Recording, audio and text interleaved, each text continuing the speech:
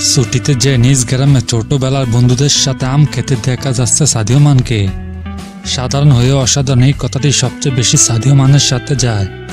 মানুষটাকে দেখলে যেন বুক ভরা শ্রদ্ধা চলে আসে এখন সবার। একজন সাদিও মানে হওয়া এত সহজ নয়। বর্তমানে বায়ার্ন মিউনিখে খেলা এই সেনেগালিজ ফরওয়ার্ডের অন্য একটি দিকও আছে। তিনি শেখরকে ভুলে যাননি, সুযোগ পেলে ছুটে যান নিজ জন্মভূমিতে। এমনকি নিজের পিছিয়ে পড়া গ্রামকে শহরে পরিণত করার কাজ শুরু করে দিয়েছেন তিনি।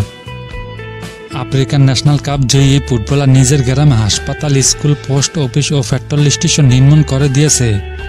2000 গ্রামবাসীর সুবিধার জন্য পোস্ট অফিস নির্মাণ কাজ শুরু করে দিয়েছেন তিনি। এজন্য সামর্থ্যবান ব্যক্তিদের এগিয়ে আসার আহ্বান জানিয়েছেন এই তারকা।